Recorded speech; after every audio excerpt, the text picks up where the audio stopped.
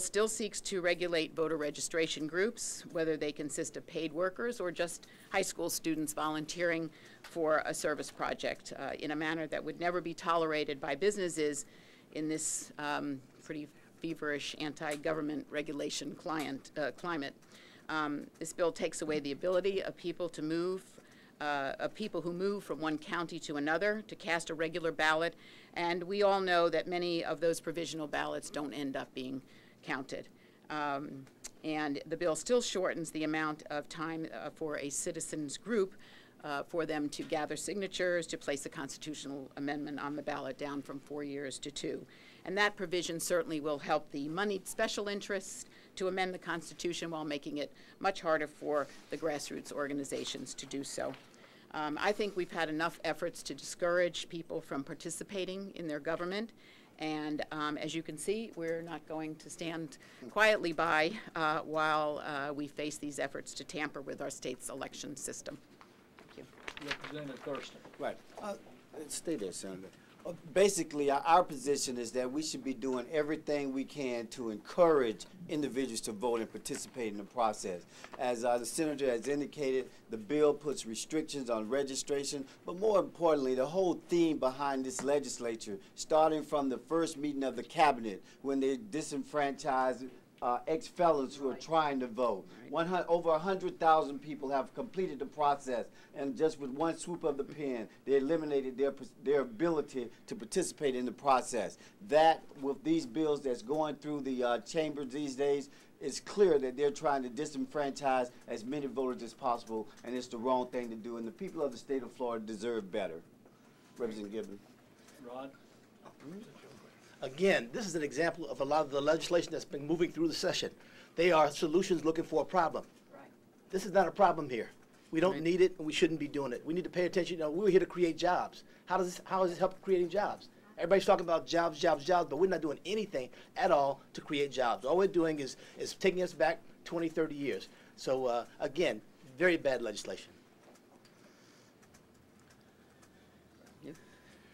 This is an example of why I'm glad I'm not here anymore. This bill is, of all the bills I've seen, and there have been many troubling ones, this one is as troubling as any because it really is aimed at such a transparent end. And that transparent end is to discourage voter participation, drive down enfranchisement, and frankly, someone on the other side has determined that this will give them some sort of advantage if they're able to do this. I have to, as many of you know, when I was here, I had the opportunity to represent the University of Florida, and I have to tell you that as I look at this bill, I can't help but think about the impact on college students because they are going to be affected by it. They are going to be the very ones who are trust me, when they get the word that they get into the University of Florida or Florida State or wherever it is throughout the state, that's the most important thing in their life, and they're going to have registered to vote. They're going to be up here. They're going to be ready to vote, and then they're going to realize, or they're going to get the word that they are somehow going to be a provisional ballot, and that's going to discourage voter participation because people don't really know what that means, and for the most part, what it means is that your vote doesn't count like everybody else's. I promise you that this is not about voter fraud. No state attorneys have come forward and said, you know, we're having a problem with voter fraud. No U.S. attorneys have brought in grand juries and said we've had a problem about voter fraud. In fact, no examples have even been given an argument of any consequence about voter fraud being a problem in Florida. And if this were designed to Florida, it wouldn't be strangely almost the same as is being offered throughout the country. This is really the first step in what they think will give them a strategic advantage in the 2012 election. And if there's anything we should remember from the 2000 experience is every single vote ought to count, and every single vote does count, and anything that's aimed at doing less really is aimed at undermining participation and thus confidence in democracy. So I hope that, that this bill will not become the law of Florida. It will be a giant step backwards if it does. Any questions?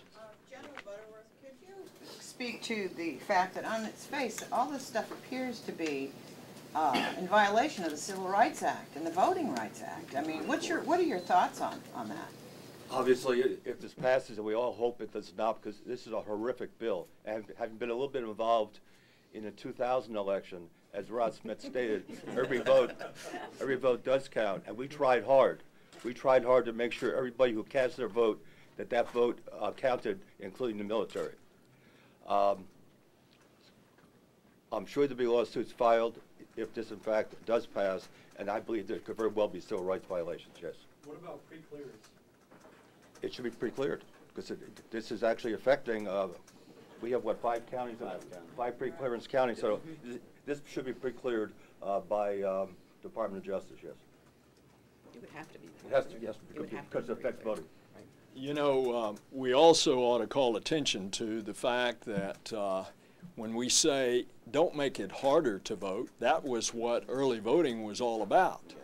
And don't be seduced with this argument that instead of 14 to 6, that they're going to make it 14 days to 8, and they're going to leave the discretion to the supervisors of election to increase the hours. Remember, they increase the hours, that costs the supervisors overtime. That's time and a half.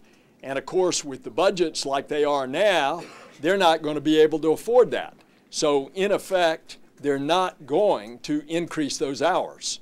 So that is simply a red herring as to what is being done here.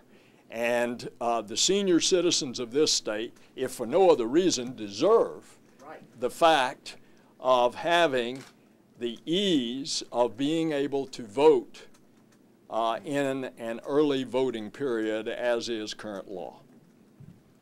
Any further questions? Senator, it would appear, and I'm still trying to read the 150-page strike-through amendment that has been filed with the bill.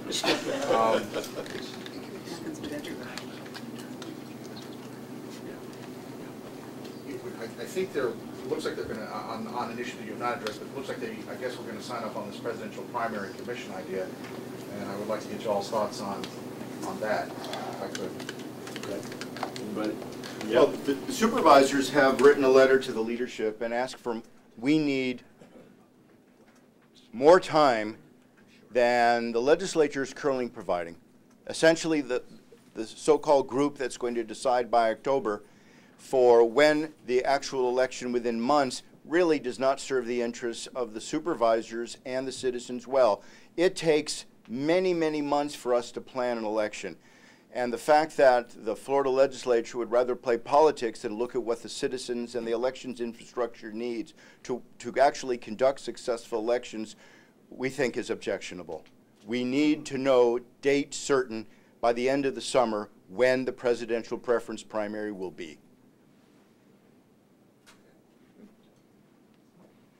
I would just add to that, you know that from the outset, the chairman of the Republican Party, I think from the first day he was aboard, we were in agreement that we should move these dates and that they ought to fall within the appropriate window. It's really a simple thing to do.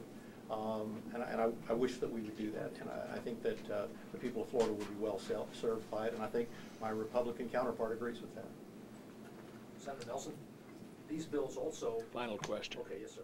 These bills also tinker with the date of the primary election.